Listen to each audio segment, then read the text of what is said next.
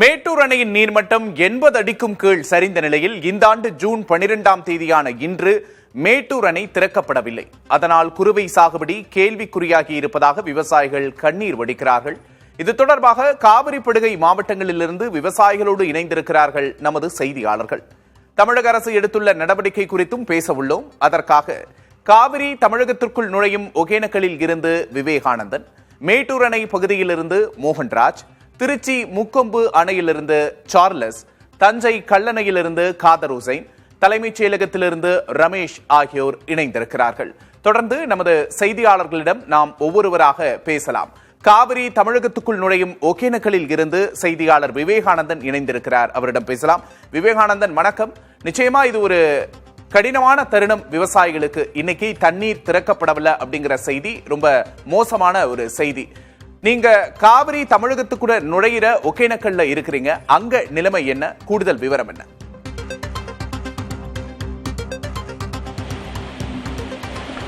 விக்னேஷ், காவிரி ஆறு கர்நாடக மாநிலம் குடகு மாவட்டத்தில் தலைக்காவிரி என்ற இடத்தில் உருவாகி கர்நாடகா, தமிழ்நாடு உள்ளிட்ட அதாவது பூம்புகார் வரை 800 கிலோமீட்டருக்கு பயணிக்கிறது. இதில் கர்நாடகாவில் 384 கிலோமீட்டராகவும், தமிழ்நாட்டில் தருமபுரி, சேலம், நாமக்கல், கரூர், திருச்சி, தஞ்சாவூர் என பூம்புகார் வரை 416 கிலோமீட்டருக்கு இந்த காவிரி ஆறு பயணிக்கிறது. ஆண்டுதோறும் ஜூன் மாதம் முதல் கிட்டத்தட்ட நவம்பர் மாதம் வரை காவிரியில் வெள்ளப்பெருக்கு ஏற்படுகின்ற சூழலெல்லாம் இருந்திருக்கிறது. குறைந்தபட்சமாக 2 மாதமும் அதிகபட்சமாக 6 மாதம் வரை காவிரியில் வெள்ளப்பெருக்கு ஏற்பட்டு இருக்கிறது. நாம் இந்த ஆண்டு பருவமழை நமக்கு இன்னும் இதுவரை தொடங்கவில்லை. இந்த காவிரி ஆற்றின் நீர்பிடிப்பு பகுதிகளாக கேரள மாநிலம், வயநாடு, அதேபோல் கர்நாடகா மாநிலம் கொடகு, மாண்டியா போன்ற பகுதிகள் இருக்கிறது. ஆனால் இதுவரையிலும் மழை தாமதமாக இருப்பதால் காவிரி ஆற்றில் நீர்வரத்து முற்றிலுமாகவே இல்லை. கர்நாடகா மாநிலத்தை பொறுத்தவரையில் கபினி மற்றும் கிருஷ்ணராஜசாகர் அணைகளில் முழு அளவு தண்ணீர் இருந்தாலும் கூட தமிழகத்திற்கு அவர்களது நீர் திறப்பு என்பது பாராமுகமாகவே தான் இது நாள் வரையிலும் இருந்துள்ளது. அதாவது கர்நாடக அரசு முறையாக நமக்கு தண்ணீர் திறப்பதில்லை என்பதற்காக உச்சநீதிமன்றம் வரை தமிழ்நாடு அரசு போராடி அந்த நதிநீர் பங்கீடை பெற்றுள்ளது. அதாவது 177.25 டிஎம்சி தண்ணீரை ஆண்டுக்கு தமிழ்நாட்டுக்கு கர்நாடகா திறக்க வேண்டும். அதில் குறிப்பாக மழை பெய்கின்ற அந்த காலங்களில், பருவமழை காலங்களில் ஜூனில் 9.1 டிஎம்சி தண்ணீரும், ஜூலையில் 31.24 டிஎம்சி தண்ணீரும், ஆகஸ்டில் அதிகபட்சமாக 45.95 டிஎம்சி, செப்டம்பரில் 36.76 டிஎம்சி, அக்டோபரில் 20.22 என்று மொத்தம் 177.25 டிஎம்சி தண்ணீரை வழங்க வேண்டும் என்று உத்தரவிட்டிருக்கிறது. ஆனால் இதனால் வரையில் பார்த்தோம் என்றால் மாதவாரியாக அவர்கள் நமக்கு கொடுக்கக்கூடிய தண்ணீரை திறப்பதில்லை. மழை காலங்களில் அதிகப்படியாக அந்த கபினி மற்றும் கேஆர்எஸ், ஹேரங்கி, ஹேமாவதி போன்ற அணைகளுக்கு வருகின்ற நீரை, உபரி நீரை மட்டுமே நமக்கு திறந்து விடுகிறார்கள். இந்த நிலையில் கடந்த 2018 முதல் இன்று வரை காவிரி ஆற்றில் வெள்ளம் குறையாமல் இருந்து வந்தது. இந்த ஆண்டு பருவமழை குறைவாக முற்றிலுமாக இன்னும் தொடங்கவில்லை. அதனால் காவிரி ஆறு வறண்ட ஒரு பாறைகளாகவே காட்சியளிக்கிறது. கடந்த 6 மாதங்களை பார்த்தோம் என்றால் டிசம்பரில் நமக்கு கொடுக்க வேண்டிய தண்ணீர் 7.35 டிஎம்சி, ஆனால் 7.60 டிஎம்சி நம்மளுக்கு கிடைத்திருக்கிறது. அதே போல் ஜனவரியில் 2.76 டிஎம்சிக்கு 2.69, பிப்ரவரியில் 2.5, பிப்ரவரி, மார்ச், ஏப்ரல், மே 4 மாதங்களில் 2.5 டிஎம்சிக்கு 2.5 பிப்ரவரியிலும், மார்ச், ஏப்ரல், மேவில் 2.6 டிஎம்சி தண்ணீரும் கொடுத்திருக்கிறார்கள். மொத்தம் இந்த 6 மாதங்களில் நமக்கு 20 டிஎம்சி அளவிற்கு தண்ணீர் கொடுக்க வேண்டும். ஆனால் இந்த ஆண்டு பார்த்தோம் என்றால் 18 டிஎம்சி தண்ணீர் தான் கொடுத்திருக்கிறார்கள். இந்த 18 டிஎம்சி தண்ணீரும் நமக்கு கொடுக்க வேண்டும் என்பதற்காக அல்ல, கர்நாடகா மாநில அந்த காவேரி கரையோர பகுதிகளில் இருக்கின்ற மக்களின் குடிநீர் தேவை, குறிப்பாக அந்த பௌர்ணமி காலங்களில் மாதேஸ்வர மலைக்கு மக்கள் வருகின்றவர்கள் தண்ணீர் இல்லாமல் அவதிப்படுவார்கள் என்பதற்காக இந்த குடிநீர் தேவைக்காக தான் அதிகபட்சமாக திறந்து விடுவார்கள். நாம் இப்போது நிற்கின்ற இந்த பகுதி ஐந்தருவி பகுதி. எப்பொழுதும் கடந்த 8 ஆண்டுகளாக இந்த பகுதியில் பாறைகளே தெரியாத அளவிற்கு, அதாவது ஆடை, ஆபரணம், அலங்காரம் போன்றவற்றில் கண்களை கவரும் வகையில் இருக்கின்ற இடங்களை போல இருந்த இடம் தற்பொழுது தண்ணீரின்றி வறண்டு வெறும் பாறைகளாக காட்சியளித்து வருகிறதை நம்மால் காண முடிகிறது. கடந்த ஒரு வார காலமாகவே நமக்கு காவிரி ஆற்றில் தமிழக எல்லையான பிலிகுண்டலுக்கு வினாடிக்கு 1000 கனஅடி தண்ணீர் மட்டுமே வந்து கொண்டிருக்கிறது. கடந்த 2014 ஏற்பட்ட இந்த வறட்சி போல இப்பொழுது 8 ஆண்டுகளுக்கு பிறகு காவிரி ஆற்றில் இந்த மாதிரியான ஒரு சூழல் ஏற்பட்டிருக்கிறது. குறிப்பாக காவிரி, அதாவது கர்நாடக மாநிலத்தில் உள்ள கபினி, கிருஷ்ணராஜசாகர், துணை நதிகளான ஹேமாவதி, ஹேரங்கி போன்ற 4 அணைகளிலும் சேர்த்து 45 டிஎம்சி தண்ணீரை மட்டுமே அவர்களால் தேக்கி வைக்க முடியும். ஆனால் நம்மிடம் இருக்கின்ற மேட்டூர் அணையில் 93.47 டிஎம்சி தண்ணீரை நம்ம தேக்கி வைக்க முடியும். அவர்களை விட 1 மடங்கு அதிகமாகவே நம்மால் தண்ணீர் தேக்க முடியும். ஆனாலும் இதுவரையிலும் அவர்கள் நமக்கு கொடுக்க வேண்டிய தண்ணீர் நதிநீர் பங்கீடு முறையில் கொடுப்பதில்லை. மாறாக மழை பெய்கின்ற காலங்களில் அந்த உபரி நீரை கொடுத்துவிட்டு அதிகப்படியான தண்ணீரை தமிழகத்திற்கு திறந்து விட்டிருக்கிறோம் என்று இதுவரையிலும் நமக்கு அந்த நதிநீர் பங்கீடு கணக்கை காட்டி வருகிறார்கள். இந்த ஆண்டு இந்த 6 மாதங்களில் நமக்கு கொடுக்க வேண்டிய தண்ணீரை கூட, அதாவது அவர்கள் தேவைக்கு திறக்கப்படுகின்ற நீரில் கூட நம்மளது தேவையை அவர்கள் பூர்த்தி செய்யவில்லை. இதனாலே இன்னும் மேட்டூர் அணைக்கான தண்ணீர் முழுவதுமாக சரிந்திருக்கிறது. வழக்கத்தை, அதாவது கடந்த 8 ஆண்டுகளை விட இந்த ஆண்டு குறிப்பிட்ட அந்த ஜூன் 12 நம்மால் தண்ணீர் திறக்க முடியாத சூழல் ஏற்பட்டிருக்கிறது.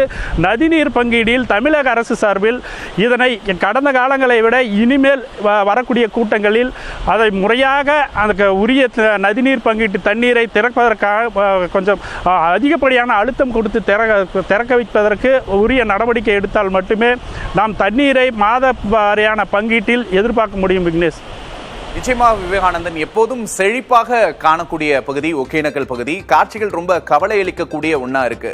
கர்நாடக அரசு உபரி நீரை மட்டும்தான் திறந்து விடுகிறார்கள். ஒவ்வொரு முறையும் தமிழகத்தை கர்நாடகம் வஞ்சிக்கிறது அப்படிங்கிறத நம்மளால புரிஞ்சுக்க முடியுது. தகவல்களுக்கு நன்றி விவேகானந்தன். அடுத்ததாக மேட்டூர் அணை பகுதியிலிருந்து மோகன்ராஜ் நம்முடைய இணைந்திருக்கிறார். மோகன்ராஜ், வணக்கம். இந்த முறை மேட்டூர் அணை விவசாயிகளை ஏமாற்றி இருக்கிறது அப்படின்னு தான் சொல்லணும். மேட்டூர் அணையில எவ்வளவு நீர் இருப்பு இருக்கு? விவசாயத்திற்கான தண்ணீர் திறப்பு அப்படிங்கிறது ஏன் இந்த முறை இல்லை?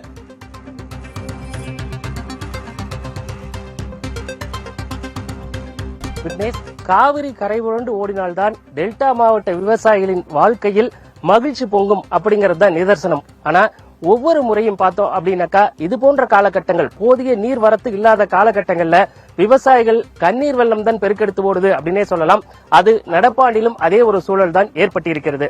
குறிப்பாக மேட்டூர் அணையை பொறுத்த வரைக்கும் மொத்தமுள்ள 120 அடி உயரத்துல தற்போது மேட்டூர் அணையில இருக்கக்கூடிய தண்ணீரோட அளவு பார்த்தோம் அப்படின்னாக்கா 79.5 அடி என்ற அளவுக்கு தான் மேட்டூர் அணையில தண்ணி இருக்கு. இதே கொள்ளளவு என்ற அடிப்படையில மொத்த கொள்ளளவான 93.4 டிஎம்சி என்பதுல இப்போ மேட்டூர் அணையை பொறுத்தவரைக்கும் 41.5 என்ற அளவிலே தான் நீர் இருப்பு இருக்கு. இதன் காரணமாகத்தான் மேட்டூர் அணையிலிருந்து ஜூன் 12ஆம் தேதியான இன்று தண்ணீர் திறக்க முடியாத ஒரு சூழல் ஏற்பட்டிருக்கிறது. நாம் இருக்கக்கூடிய இந்த 16 கன் மதகு பகுதியில பார்த்தோம் அப்படின்னாக்கா, மேட்டூர் அணை முழு கொள்ளளவை எட்டும் பொழுது இந்த 16 கன் மதகு வழியாக தண்ணீர் காவிரி வெள்ளம் பெருக்கெடுத்து ஓடக்கூடிய காட்சிகளை தான் பலமுறை பதிவு செஞ்சிருக்கோம். ஆனா இந்த ஆண்டு நடப்பாண்டுல போதிய நீர் வரத்து இல்லாத காரணத்தினால இங்கே வெறும் ஷட்டர்கள் மட்டுமே இருக்கின்றன. அதே போல காவிரி கரை புரண்டோடிய இந்த பகுதி கான்கிரீட் தளங்களாகவும் அதே போல பாறைகளாகவும் காட்சியளிக்கக்கூடிய ஒரு மோசமான ஒரு நிலைதான் இந்த ஆண்டு நிலவிட்டு இருக்கு அப்படின்னே சொல்லலாம். மேட்டூர் அணைக்கான நீர்வரத்தை பொறுத்தவரைக்கும் வினாடிக்கு வெறும் 540 கன அடி என்ற அளவிலேயே இன்றைய நிலவரப்படி தண்ணீர் வந்து கொண்டிருக்கிறது. இது டெல்டா மாவட்ட விவசாயிகளின் தேவைக்கு போதுமானதாக இல்லை. அதே போல தற்போது இருக்கக்கூடிய சூழ்நிலையில ஜூன் 12 இன்று மேட்டூர் அணையிலிருந்து தண்ணீர் திறக்கிறதற்கு வாய்ப்பு இல்லை. அப்படிங்கிற போதிலும் தண்ணீர் திறந்தாலும் இது போதுமான அளவாக இருக்குமா அப்படின்னாக்கா நீர்வரத்தும் அதற்கு ஏற்றாற்போல் இல்லை அப்படின்னு தான் சொல்லணும். இதற்கு விவேகானந்தன் குறிப்பிட்டது போல கர்நாடக கேரள பகுதிகளில் இதுவரைக்கும் தென்மேற்கு பருவமழை தொடங்காத ஒரு காரணம்.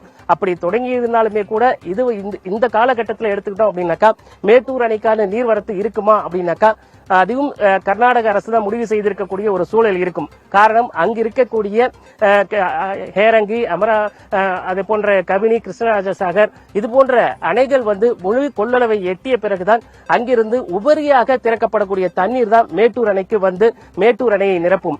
இங்கே பெரும் வெள்ளம் ஏற்படக்கூடிய காலகட்டத்தில் டெல்டா மாவட்டங்களில் விளைநிலங்கள் பாதிக்கப்படும் அப்படிங்கிறதுக்காக 1934ஆம் ஆண்டு கட்டி முடிக்கப்பட்ட மேட்டூர் அணை தான் டெல்டா மாவட்ட விவசாயிகளோட உயிர் நாடியாக இருக்கு அப்படின்னே சொல்லலாம். ஒவ்வொரு ஆண்டும் மேட்டூர் அணையிலிருந்து திறக்கப்படக்கூடிய தண்ணீரின் அளவை பொறுத்துதான் அங்கே முப்போக சாகுபடியும் செய்ய முடிகிறது.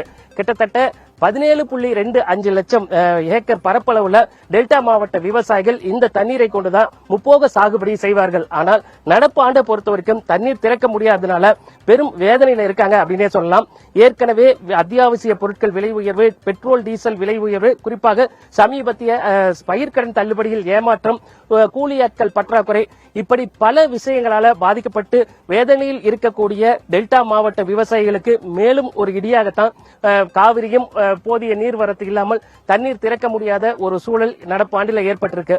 மேட்டூர் அணை வரலாற்றுல 93வது முறையாக பாசனத்துக்கு தண்ணீர் திறக்க வேண்டும் அப்படிங்கிற சூழ்நிலையில பல ஆண்டுகள், கிட்டத்தட்ட 61 ஆண்டுகள் தண்ணீர் தாமதமாக திறந்திருக்கிறதையும் நம்மளால சொல்ல முடியும்.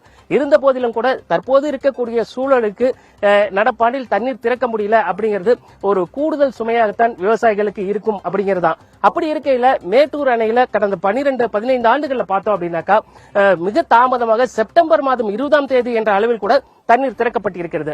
ஆனால் அவ்வாறு திறக்கப்படும் தண்ணீர்ல முப்போக சாகுபடி செய்ய முடியாத குறுவை முற்றிலுமாக பாதிக்கப்படக்கூடிய ஒரு சூழல் தான் ஏற்பட்டிருக்கிறது. அதேதான் நடப்பாண்டிலுமோ ஏற்பட்டு விடுமோ அப்படிங்கிற ஒரு அச்சத்திலையும் வேதனையிலும் டெல்டா மாவட்ட விவசாயிகள் இருக்காங்க அப்படின்னே சொல்லலாம்.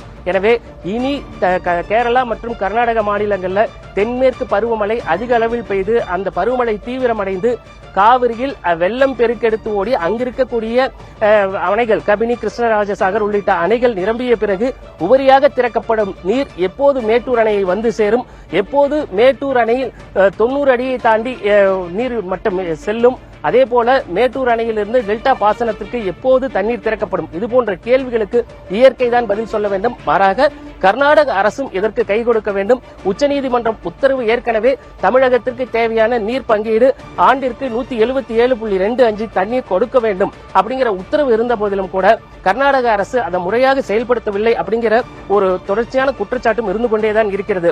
எனவே தமிழக அரசு இயற்கை கை கொடுப்பது ஒரு பக்கம் இருந்த போதிலும் கூட அரசியல் ரீதியாக, அரசு ரீதியாக உரிய நீர் பங்கீடை கேட்டு பெற வேண்டிய ஒரு சூழலும் அவசியமும் இருக்கிறது.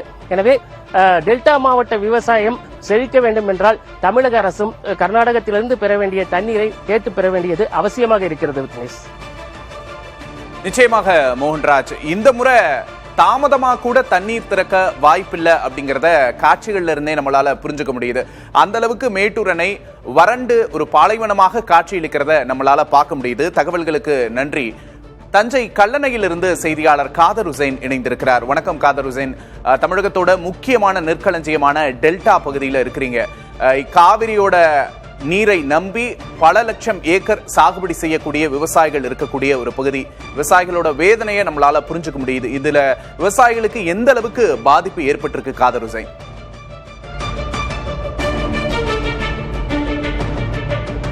அதாவது விக்னேஷ், மேட்டூர் அணை திறந்தால் டெல்டா மாவட்டங்களில் சுமார் 12 லட்சம் ஏக்கர் நேரடியாகவும் 15 லட்சம் ஏக்கர் அளவிற்கு மறைமுகமாகவும் பாசனம் மற்றும் பாசன பரப்பளவு கொண்டது. இந்த ஆண்டு பார்த்தீங்கன்னா மேட்டூர் அணையில் இருக்கக்கூடிய நீரின் அளவு மிக குறைவாக உள்ளதால் தொடர்ந்து மேட்டூர் அணை திறப்பு என்பது ஒரு கேள்விக்குறியாகவே உள்ளது. குறிப்பாக சொல்ல வேண்டும் என்றால் மேட்டூர் அணை 1934ஆம் ஆண்டு கட்டி முடிக்கப்பட்டதில் இருந்து தற்போது வரை சுமார் 61 முறை குறுவை சாகுபடிக்கு தண்ணீர் திறக்கவில்லை. 30 முறை மட்டும்தான், அதுவும் காலம் தாழ்ந்தோ ஜூன் 12 தண்ணீர் திறந்து 30 முறை திறந்திருக்கிறார்கள். இப்படிப்பட்ட சூழ்நிலையில் பார்த்தீங்கன்னா இந்த ஆண்டு மேட்டூர் அணையில் குறைவாக தண்ணீர் உள்ளதன் காரணமாக 6 ஆண்டுகளுக்கு பிறகு இந்த ஆண்டு குறுவை சாகுபடி இல்லாத சூழ்நிலைக்கு விவசாயிகள் தள்ளப்பட்டிருக்கிறார்கள்.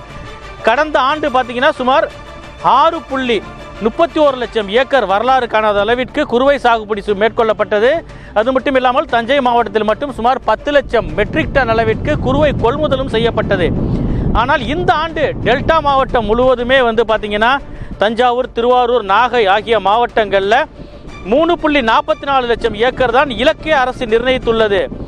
இதில் சொல்லணும் அப்படின்னு பார்த்தீங்கன்னா தஞ்சை மாவட்டத்தில் 1.57 லட்சம் ஏக்கர், திருவாரூரில் 97,000 ஏக்கர், மயிலாடுதுறையில் 87,000 ஏக்கர், நாகையில் 3000 ஏக்கரில் தான் குறுவை சாகுபடி என இலக்கையை நிர்ணயிச்சிருக்காங்க. இப்படிப்பட்ட சூழ்நிலையில் சுமார் 2.5 லட்சம் ஏக்கர் அளவிற்கு குறுவை சாகுபடி இந்த ஆண்டு பாதிக்கப்படக்கூடிய சூழ்நிலை ஏற்பட்டுள்ளது. இதன் காரணமாக டெல்டா மாவட்ட விவசாயிகளுக்கு சுமார் 1000 கோடி ரூபாய் அளவிற்கு இழப்பு ஏற்படக்கூடிய நிலையும் ஏற்பட்டிருக்கிறது. காலதாமதமாக தண்ணி திறந்தால் என்ன பாதிப்பு ஏற்படும் சொல்லி விவசாயிகள்கிட்ட கேட்போம். இந்த ஆண்டு காலதாமதமாக குறுவைக்கு திறந்தா என்ன பாதிப்பு ஏற்படும்? காலதாமதமாக இப்போ டெல்டா மாவட்ட விவசாயிகள் எல்லாமே கலங்கி நிற்கிறோம். நீங்கள் கேட்குற கேள்வி சரியானது. அதாவது காலதாமதமாக ஜூன் மாதத்தில் தண்ணி திறந்தாக்க குறுவை சாகுபடிக்கானதும் தாளடி பின்பற்ற சம்பா சாகுபடிக்குமானதுமாக சரியாக இருக்கும். அதை விடுத்து ஜூலை மாதமோ ஆகஸ்ட் மாதமோ மேட்டூரில் தண்ணீர் திறந்தால் என்னவாகும் என்றால் பின்னாடி இப்போ மழையில் பாதிக்கப்படும். குறுவை அந்த பின்னாடி தண்ணி திறக்கிறதுனால மழையினால் குறுவை பயிர்களும் பாதிக்கப்படும், விவசாயிகள் பாதிக்கப்படுவார்கள். அதே போல் சூழ்நிலை தாளடியிலையும் சம்பாவிலையும் பின்பற்றத்தில் பார்த்திங்கன்னா நீர் பற்றாக்குறை ஏற்படுகிறது. இன்றைய சூழ்நிலையில் இப்போ கடந்த 5 ஆண்டுகளாக பார்த்திங்கன்னா மாவட்டத்தில் டெல்டா மாவட்டத்தில் 5 லட்சம் ஏக்கரில் சாகுபடி செய்யப்பட்டிருந்தது. கடந்த ஆண்டு பார்த்திங்கன்னா 6.31 லட்சம் ஏக்கரில் சாகுபடி செஞ்சுருந்தோம். இன்றைக்கி அரசு நிர்ணயிச்சிருக்கிற அந்த 3,41,000 ஏக்கர் இன்றைக்கி சாகுபடி செய்யலாம் அப்படின்னு இலக்கு நிர்ணயிச்சிருக்கிறது. அது என்ன இருக்குன்னாக்க கேள்விக்குறியாக நிற்குது. இன்றைக்கி மேட்டூரில் கல்லணையில் இருந்துக்கிட்டு பேசுகிறோம். மேட்டூர் அணை நீர்மட்டத்தை இன்னைக்கு பார்த்தீங்கன்னா 78 அடி 434 கனடி வருது. இதுதான் வந்துக்கிட்டு இருக்கு. இந்த சூழ்நிலையில் நீர் இப்போ அவசியமான தேவை இருக்குது. விவசாயிகள் இப்போ பம்ப் செட்டு மூலமாக எல்லா இடங்கள்லையும் 1.5 லட்சம் ஏக்கர் அளவுக்கு சாகுபடி நெருக்கி முடிஞ்சிருக்கு. இன்னும் 1 லட்சம் ஏக்கர் சாகுபடிக்காக விதை, அதாவது குறுவேலை இப்போ மேட்டூரில் தண்ணீர் ஜூன் 12 திறக்கப்படும் என்ற நிலையில் கலங்கி போய் நிற்கிறாங்க. நிறைய விவசாயிகள் பம்ப் செட்டில் விதை போட்டுட்டு நீர் பாய்ச்சணும். விவசாயிகளுக்கான தேவை அதிகமாக இருக்கிற சூழ்நிலையில் 12ஆம் தேதி திறக்கப்படவில்லை நீருங்கிறது ரொம்ப கலங்கி தான் நிற்கிறோம். விவசாயிகள் எல்லாரும் கலங்கி நிற்கிறோம். அதாவது காரணம் என்னென்னா, காவிரி என்பது எல்லாருமே என்ன பார்க்குறாங்க, எங்கள் விவசாயிகளுக்கான ஒரு நதியாக அதை பார்க்குறாங்க. 22 மாவட்டங்களுக்கான குடிநீருக்கான ஆதாரமாக விளங்குவது காவிரி நீர். 12 மாவட்ட விவசாயிகளுக்கான விவசாய நீர், இதெல்லாம் அளிக்கிறது காவிரி நீர். இந்த காவிரி சம்பந்தமாக 51 கூட்டம் நடந்திருக்கு. கடைசியாக காவிரி ஆணையத்தில் என்ன சொல்லியிருக்காங்கன்னா 9.91 டிஎம்சி நீரை ஜூன் மாதத்திற்கான இந்த பகிர்வு நீரை, தமிழ்நாட்டுக்கான பகிர்வு நீரை வழங்க வேண்டும் என்று ஆணையம் சொல்லியிருக்கிறது. அதன்படியும் இதுவரை 51 நடக்கிற விஷயங்கள் இருக்குது. அதை உடனே முதலமைச்சர் தலையிட்டு நீரை பெற்றுத்தர வேண்டும். பாதிக்கப்பட்ட எந்த அளவுக்கு டெல்டா மாவட்டம் பாதிக்கப்படும்? ரொம்ப அதிகமான நிலப்பரப்பு நிச்சயமாக பாதிக்கப்படுறதுக்கு வாய்ப்பு இருக்குது. அந்த மக்கள் செஞ்ச குறுவை சாகுபடி செஞ்சுருக்கிறாங்க இல்லையா, அதை காப்பாற்றுறதே பெரிய கேள்விக்குறியாக இருக்குது. அதனால் நீங்கள் இப்போ அவசரப்பட்டு குறுவை மேட்டூரை திறக்கணுங்கிற அவசியம் ஏற்பட்டுச்சுன்னு சொன்னால் நிச்சயமாக பாலைவனமாக மாறுறதை தவிர வேறு வாய்ப்பே இல்லை. அதனால் நீங்கள் அரசாங்கம் அதை முன்னெடுத்து நல்லபடியாக விவசாயிகளை காப்பாற்றிருக்க வேண்டிய ஆவணம் செய்ய வேண்டுமாய் அவங்க.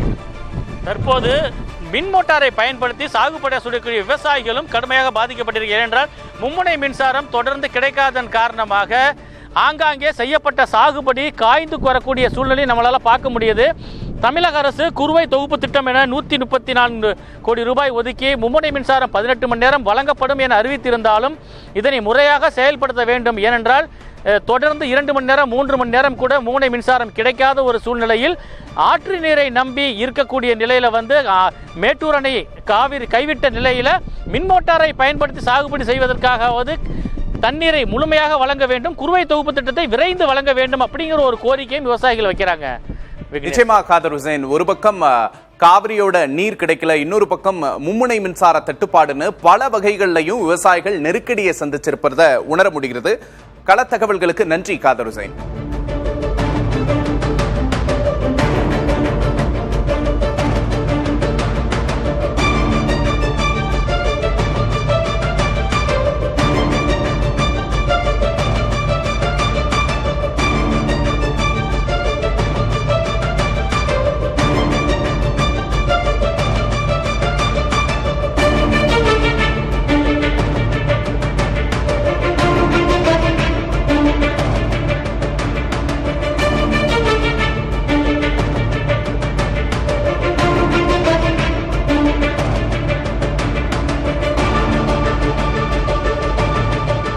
தமிழகத்திற்கு காவிரி எவ்வளவு முக்கியம்? தமிழகத்தின் நீர் தேவையில் 30% 40% வரை காவிரி நீரை கொண்டு பூர்த்தி செய்யப்படுகிறது. அந்த அளவுக்கு மிக முக்கியமான காவிரி நீர், அதனை வழங்கக்கூடிய மேட்டூர் அணை வறண்டு இருக்கிறது. இன்னொரு பக்கம் திருச்சி முக்கொம்பு அணையின் காட்சிகளை தற்போது பார்த்துக் கொண்டிருக்கிறோம். வறண்டு குடிநீர் இன்றி காணப்படும் ஒரு காட்சிகளை பார்க்கிறோம். திருச்சி முக்கொம்பு அணையிலிருந்து சார்லஸ் இணைந்திருக்கிறார், அவரிடம் பேசலாம். சார்லஸ் வணக்கம். டெல்டா பகுதி மக்களுக்கு ஒரு முக்கியமான அணை அப்படின்னா முக்கொம்பு அணை கிட்டத்தட்ட ஒரு முதுகெலும்பு அப்படின்னே சொல்லலாம். வறண்டு கிடக்கிற ரொம்ப வேதனையான காட்சிகளை நம்மளால பார்க்க முடியுது. அங்க இருக்கக்கூடிய நிலைமை என்ன சார்லஸ்?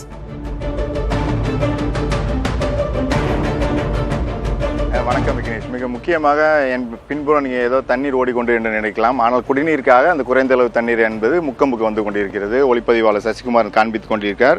காவிரி மிக முக்கியமாக மேட்டூர் அணையில் திறந்துவிடப்படும் நீர் டெல்டா மாவட்டத்தோடைய தொடக்கம் என்பதை இந்த முக்கொம்பு அணையிலிருந்து சொல்லலாம். இதிலிருந்து 17 கிளை நாட்டு வாய்க்கால் மூலமாக தான் கிட்டத்தட்ட ஒரு 1.25 லட்சம் ஏக்கர் பரப்பளவில் இந்த குறுவை சாகுபடி என்பது டெல்டா மாவட்டங்களுக்கு வந்து அவர்கள் பயன்பெறுவார்கள். அதன் மூலம் இந்த காவிரி நீரை வைத்து அந்த குறுவை சாகுபடியை வந்து டெல்டா மாவட்டங்களை செய்வார்கள். திருச்சியை பொறுத்தளவு காட்டுப்புத்தூரிலிருந்து அந்த கரையோரமாக அந்த கல்லணை, அதாவது திருச்சியோடைய இந்த மாவட்ட பகுதி கரையோரமாக உள்ள கல்லணை பகுதி வரை வந்து இந்த டெல்டா ஒரு சில பகுதிகளில் குறுவை என்பது வந்து பயிரிடப்படும் சாகுபடி. அவர்கள் குறுவைக்கு தேவையான நீர் வந்து தற்போது கிடைக்கவில்லை. நம்முடைய விவசாயி இருக்காங்க, அவருடைய நேரடியாக கேட்கலாம்.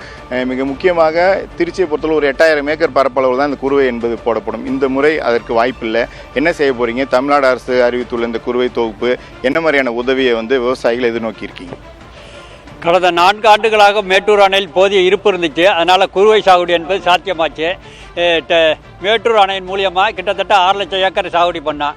ஆனால் இந்த ஆண்டு போதிய நீர் இருப்பு இல்லாதனால குறுவை சாகுபடி என்பது பொய்த்து போய் நிலத்தடி நீர்மட்டம் மூலியமாக ஒரு 1.5 லட்சம் ஏக்கர் சாகுபடிக்கு வாய்ப்பு இருக்குது. 4.5 லட்சம் ஏக்கர் சாகுபடிக்கு வாய்ப்பு இல்லை சுத்தமாக. எனக்கு மேட்டூரில் தண்ணி திறந்தால் தான் 4.5 லட்சம் ஏக்கர் சாகுபடி செய்ய முடியும். நிலங்கள் அதுக்கு வாய்ப்பு இல்லை. தமிழ்நாடு அரசு கர்நாடகாவிடம் தொடர்ந்து வற்புறுத்தி இப்போ அன்றாட தினசரி நீர் பங்கீடு கொள்கை தண்ணீர் பெற்றிருந்தால் இந்த நிலை வந்திருக்காது. தினசரி பங்கீடு இல்லாதனால தான் அவங்க ஒவ்வொரு இது வரைக்கும் அவங்க தரணும் எவ்வளோ கொடுத்துருக்காங்க டிஎம்சி? இல்லை, அவங்க வெள்ள காலத்தில் மட்டுமே அக்டோபர் நவம்பரில் மட்டும்தான் தண்ணி தர்றாங்க. மித்த நாளில் தண்ணி தர்றதே இல்லை. இந்த அக்டோபர் நவம்பர் தான் பருவமழை. அப்போ நம்மளுக்கு மழை பெய்யுது, கர்நாடகாவிலையும் மழை அளவுக்கு அதிகமாக மழை பெய்யுது. அந்த டயத்தில் மட்டும் தண்ணீர் கொடுக்குறதுனால நம்மளும் அந்த தண்ணியை தேக்கிறதுக்கு உண்டான வாய்ப்பு இல்லை. திருச்சி மாவட்டத்தில் தேக்கிறதுக்கு உண்டான வாய்ப்பு இல்லை. ராசிமணலில் ஒரு அணை கட்டியிருந்தால் காமராஜ் காலத்தில் அடிக்கல் நாட்டினார். அணை கட்டியிருந்தால் அந்த உபரி நீர் தேக்கிறதுக்கு உண்டான வாய்ப்பு ஏற்பட்டிருக்கு. அதுக்கு வாய்ப்பு இல்லை. அதனால் கர்நாடகாவில் தினசரி பங்கீட்டுப்படி தண்ணீர் பெற்றாலொழிய குறுவை சாகுபடி என்பது பொய்க்கனவாக தான் இருக்குது. இப்போ நமக்கு எவ்வளோ டிஎம்சி நீர் தரணும்? மிக முக்கியமாக இந்த குறுவை தொகுப்பு எப்படி பார்க்குறீங்க? விவசாயிகளுக்கு அது பயனுள்ளதாக இருக்குமா? மும்முனை மின்சாரம் வழங்கப்படுவதற்கான என்ன நடவடிக்கையை மேற்கொள்ளணும்? வழங்குறாங்களா? இல்லை, குறுவை சாகுபடியை பொறுத்தவரை 60 நாளைக்கு 50 டிஎம்சி தண்ணீர் தேவை. ஆனால் 50 டிஎம்சி மேட்டூர் அணையிலே இல்லை. அங்கே கர்நாடகாவிலையும் தர்றதுக்கு வாய்ப்பு இல்லை. 30 கிட்டத்தட்ட அவங்க உபரி நீரை திறந்ததுனால அந்த உபரி நீர் தண்ணீர் முழுமையாக கொடுத்துட்டாங்கிறாங்க. இந்த வெள்ள காலத்தில் உபரியாக திறந்ததுனால நாங்கள் தமிழ்நாட்டுக்கு வழங்க வேண்டிய நீரை முழுமையாக கொடுத்துட்டோம் அப்படிங்கிறாங்க. அது கொள்கை அளவில் விவசாயி ஏற்றுக்க முடியாது. ஆனால் இந்த டயத்தில் கொடுத்துருந்தா ஒரு 39 டிஎம்சி கொடுத்துருக்குன்னு. ஆனால் கொடுக்கல. தினசரி பங்கீட்டுப்படி கொடுத்துருந்தா அது சாத்தியமாயிருக்கு. அது சாத்தியம் இல்லை. குறுவை தொகுப்பு இப்போ நிலத்தடி நீரை பயன்படுத்தி கிட்டத்தட்ட 1.5 லட்சம் ஏக்கர் சாகுபடி செய்ய வாய்ப்பு இருக்குது. அவங்களுக்கு தொடர்ந்து மும்முனை மின்சாரம் வழங்கினா தான் வாய்ப்பு இருக்குது. மும்முனை மின்சாரம் இப்போ மின் தட்டுப்பாடு அதிக அளவில் இருக்குது. மும்முனை மின்சாரம் வழங்கினேன் குறுவை தொகுப்பு திட்டத்துக்கு 134 கோடி தமிழக அரசு ஒதுக்கி இருக்குது. அந்த 134 கோடியும் ஊக்கத்தொகையாக கொடுத்தா அவங்க விவசாயிகளை சென்றடையாது. வருவாய்த்துறை மூலியமாக கொடுக்கணும். வருவாய்த்துறை மூலியமாக கொடுத்தா அந்த விவசாயிகள் முழுமையாக பயனடைவாங்க. உரம், இடுபொருளாக விதை, இது மாதிரி இடுபொருளாக கொடுக்கும்போது அந்த அனைத்து விவசாயிகளையும் போய் சேர மாட்டேங்குது. அதில் லீக்கேஜ் ஏற்படுறதுனால தான் அவங்க விவசாயி சேர மாட்டேங்குது. பணமாக வருவாய்த்துறை மூலியம் பணமாக ஊக்கத்தொகை ஏற்றினா அனைத்து விவசாயிகளும் பயனடைவாங்க. இந்த 134 கோடி 1.5 லட்சம் ஏக்கருக்கும் போதுமான அளவு உள்ள 250 கோடியை அதிகப்படுத்தியிருக்க வேண்டும் என்று நான் விரும்புகிறேன். மிக முக்கியமாக விக்னேஷ், அதாவது விவசாயிகளை பொறுத்தவரை அவர்கள் ஏற்கனவே குறுவை சாகுபடி அவர்கள் தொடங்க முடியாத நிலையில் இருக்காங்க. அதை விட மிக முக்கியமாக இப்பொழுது காலம் என்பது இருக்கிறது. மிக முக்கியமாக இந்த கிளை வாய்க்கால் மற்ற வாய்க்கால்களை தூர்வார வேண்டும். அதற்கான பணியை மேற்கொள்ள வேண்டும். ஏனென்றால் நமக்கு குறைந்தபட்சம் இந்த ஒருபோக சாகுபடிக்காது அடுத்த சாகுபடியை துவக்குவதற்கு தண்ணீர் வந்தால் அதற்கான நடவடிக்கையை மேற்கொள்வதற்கும் விவசாய நிலங்களுக்கு பாய்வதற்கும் காவிரி நீரை நம்பி விவசாயம் செய்யக்கூடிய விவசாயிகளுடைய அந்த கருத்தாகவும் இருக்கிறது. விக்னேஷ், நிச்சயமாக சார்லஸ், விவசாயிகளோட கோரிக்கைகளை புரிந்து கொள்ள முடிகிறது. நிறைய கோரிக்கைகளை முன் வச்சிருக்கிறாங்க. தகவல்களுக்கு நன்றி சார்லஸ். தலைமைச் செயலகத்திலிருந்து செய்தியாளர் ரமேஷ் இணைந்திருக்கிறார். அவரிடம் பேசலாம். ரமேஷ், வணக்கம். நம்ம மேட்டூர்ல ஆரம்பிச்சு காவிரியோட வழித்தடம் முழுக்க பயணிச்சு செய்தியாளர்கள்கிட்ட பேசணும். விவசாயிகள் நிறைய குற்றச்சாட்டுகளை முன்வைக்கிறாங்க. குறிப்பா கர்நாடக அரசு மேல குற்றச்சாட்டை முன்வைக்கிறாங்க. உபரி நீரை மட்டும்தான் திறக்கிறாங்க, போதுமான அளவு நீர் திறக்கிறது இல்ல அப்படிங்கிற ஒரு குற்றச்சாட்டு இருக்கு. இன்னொரு பக்கம் மின்சாரத்தாலையும் அதிகம் பாதிக்கப்பட்டிருக்கிறாங்க. நிலத்தடி நீரை நம்பியும் எங்களால சாகுபடி செய்ய முடியல அப்படிங்கிற நிறைய குற்றச்சாட்டுகளை முன்வைக்கிறாங்க. ரமேஷ், அரசு என்ன முடிவில் இருக்கிறாங்க? இதுக்கு அரசு கிட்ட என்ன தீர்வு இருக்கு? விவசாயிகளை இந்த முறை அரசு எப்படி காப்பாற்ற போகிறது?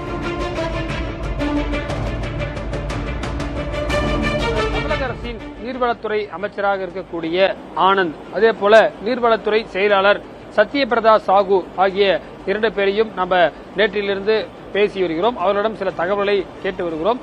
தமிழக அரசின் 2வது கேபினெட்டில் சீனியாரிட்டியாக இருக்கக்கூடிய புஷி ஆனந்த் அவரிடம் ஊரக வளர்ச்சித்துறையும் நீர்வளத்துறையும் 2 முக்கியமான இலாக்காக்கள் இருக்கின்றன. அதே போல சத்யபிரதா சாகு ஏற்கனவே வேறு ஒரு துறையில் இருந்து தற்போது இளைஞர் நலத்துறையில் இருந்து அவர் இந்த துறைக்கு வந்திருக்கின்றார். எனவே அவருக்கும் சில இப்போதுதான் ரிவ்யூ மீட்டிங்களை செய்து கொண்டிருக்கிறார்கள்.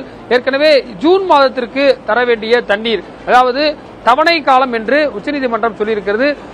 இந்த ஜூன்ல இருந்து அடுத்த ஆண்டு மே மாதம் வரை தான் இந்த காவிரி ரிவருடைய கணக்கீடு காலமாக வைத்திருக்கிறார்கள். 9.19 டிஎம்சி தண்ணீர் தர வேண்டும். ஆனால் 2 டிஎம்சி அளவிற்கு கூட இந்த 12 நாட்களில் வரவில்லை என்பதுதான் நீர்வளத்துறை அதிகாரிகளுடைய தகவலாக இருக்கிறது. இதை தாண்டி அடுத்த மாதம் பார்த்தீர்கள் என்று சொன்னால் முக்கியமான மாதம் ஜூலை மாதத்திற்கு 34 டிஎம்சி தண்ணீரை அவர்கள் தர வேண்டும். அதே போல ஆகஸ்ட் மாதத்திற்கு 45 டிஎம்சி தண்ணீர் தர வேண்டும். செப்டம்பர் மாதத்தை பொறுத்தவரை 36 டிஎம்சியும், அதே போல அக்டோபர் மாதத்திற்கு 20 டிஎம்சி. அப்ப மழை ஆரம்பிக்க பாத்தீங்கன்னா டிஎம்சி அளவு குறைந்து கொண்டே இருக்கும். இதுதான் நடைமுறைக்கு. அதாவது 9 டிஎம்சிக்கே அவர்கள் 20% கூட தராத பட்சத்தில் அடுத்த மாதம் 34 டிஎம்சிக்கு அவர்கள் எப்படி தரப்போகிறார்கள் என்ற ஒரு கேள்விக்குறி எழுகிறது.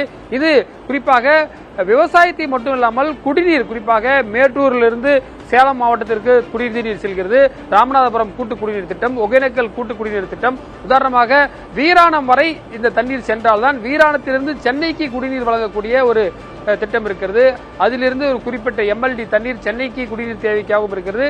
இது பாத்தீங்கன்னா ஏற்கனவே எல்னினோ போன்ற குறிப்பாக காலநிலை மாற்றங்களினால் தமிழகத்தில் இருக்கக்கூடிய முக்கியமான நீர்நிலைகளுடைய தண்ணீர் இருப்பு என்பது மிகவும் குறைந்து கொண்டே இருக்கிறது. இந்த ஒரு பாதிப்பின் காரணமாக தமிழகத்துடைய உணவு உற்பத்தியில் பெரிய ஒரு பாதிப்பு ஏற்படும். இதனால் குறிப்பாக விவசாய பொருட்கள் கிடைக்காத காரணத்தால் குறிப்பாக உணவுப் பொருட்கள், காய்கறிகளுடைய விலை, அதே போல அரிசி உள்ளிட்ட விலை, இது நம்ம இப்போ நிலைமையை பேசிட்டு இருக்கோம். இதனால் வரக்கூடிய விளைவுகள் பார்த்தீங்கன்னா டிசம்பர் அக்டோபர் காலங்களில் அரிசியுடைய விலை, அதே போல மற்ற விலை, இந்த மாதங்களில் ஏற்படக்கூடிய காய்கறிகளுடைய விலை, கடுமையான வெயில் காரணமாக முக்கியமான காய்கறிகளுடைய வரத்து குறைவாக இருக்கிறது. இதெல்லாம் ஒரு செயின் லிங்காக பார்க்க வேண்டும். ஒரு இடத்தில் ஏற்படக்கூடிய பிரச்சனை அது தொடர்ச்சியாக ஒவ்வொரு இடத்திலும் பாதிக்கப்படும். இதை நம்பி இருக்கக்கூடிய தொழிலாளர்கள், குறிப்பாக இந்த விவசாய தொழிலில் இருக்கக்கூடிய விவசாய நிலம் வைத்திருப்பவர்கள் ஒரு பக்கம், இந்த கூலி தொழிலாளியாக விவசாய தொழிலாளர்களுக்கு அவர்களுடைய பாதிப்பும் இருக்கிறது. இது குறித்து இந்த நிலையில் தான் நம்ம நேற்று கேட்ட நிலையில நேற்றைக்கு சத்யபிரதா சாகு கூட பேசும்போது காவிரி கேட்ச்மெண்ட் ஏரியாவில் தற்போது மழை பெய்ய தொடங்கி இருக்கிறது. ஒரு நல்ல செய்தி வந்திருக்கிறது. வரும் பட்சத்தில் நம்ம குறிப்பாக அடுத்த கட்ட நீதிமன்றத்தில் சென்றும் கூட தண்ணீரை பெறுவதற்கான வாய்ப்புகள் இருப்பதாக அவர் சொல்லியிருக்கிறார். அது மட்டும் இல்லாமல் இந்த ஆணைய கூட்டத்திலும் வலியுறுத்த இருப்பதாகவும் அவர்கள் சொல்லியிருக்கிறார்கள். இதற்கென்று தமிழக அரசுடைய பிரத்யேக அதிகாரிகள், காவிரிகள் டெக்னிக்கல் செல் என்று சொல்லி ஒரு மூத்த அதிகாரி சுப்பிரமணியன் என்பவர், அவர் கடந்த அதிமுக ஆட்சி, அதுக்கு பிறகு திமுக ஆட்சி, தற்போது இருக்கக்கூடிய தவக ஆட்சியும் அவர் தான் இருக்கிறார். அவருக்கு தெரியும் அந்த நீர் இருப்பு எவ்வளவு ஒரு முக்கியம் என்பதை அவர் தெரியும். அவரும் வலியுறுத்தி இருப்பதாக நமக்கு தகவல் கொடுத்திருக்கிறார்கள். எனவே இந்த முதலமைச்சர் பார்த்தீங்கன்னா இன்றைக்கு ஒரு குறுவை தொகுப்பு வழங்கியிருக்கார். அதே போல விவசாயிகள் என்ன சொல்றாங்கன்னா, மீனவர்களுக்கு அந்த மீன்பிடி தடை காலத்தில் கொடுக்க வேண்டிய மாதம் உதவித்தொகை போன்று இது போன்ற ஒரு டிஸ்ட்ரஸான காலகட்டத்தில் மாதாந்திர உதவித்தொகை வேண்டும் என்றும் அவர்கள் கேட்டிருக்கிறார்கள். குறிப்பாக முதலமைச்சர் இன்று நாளை சென்னை திரும்புகிறார். நாளை அல்லது நாளை மறுநாளுக்குள் ஒரு முக்கியமான முடிவு இந்த காவிரி விவகாரத்தில் எடுப்பார் என்றும் தகவல்கள் நமக்கு வந்திருக்கின்றன. முதலமைச்சர் மீண்டும் திங்கட்கிழமை தான் தலைமைச் செயலகம் வருவார். அப்பொழுது இது குறித்த ஒரு முக்கியமான அறிவிப்பு இருக்கும் என்றும் எதிர்பார்க்கலாம். நீதிமன்றத்துக்கு செல்கிறார்களா அல்லது வேறு என்ன மாதிரியான அரசு நடவடிக்கைகள் எடுக்கிறது என்பதை நம்ம பொறுத்திருந்து பார்க்கலாம். விக்னேஷ், நிச்சயமாக ரமேஷ், விவசாயிகளோட கோரிக்கை நியாயமான ஒரு கோரிக்கை. மீனவர்கள் போன்றே எங்களுக்கும் உதவித்தொகை கொடுக்கணும் அப்படிங்கிறது. அது மட்டும் இல்லாமல் விவசாயிகளோட நிறைய கோரிக்கைகளும் இருக்கு. பொறுத்திருந்து பார்க்கலாம் அரசு என்ன நடவடிக்கை எடுக்க போகிறது என்பதை. காவிரியில் இந்த முறை தண்ணீர் இல்லை, மேட்டூர் அணை திறப்பு இல்லை என்பது தொடர்பான பெருஞ்செய்தி ஒன்றை மிக விரிவாக அலசினோம்.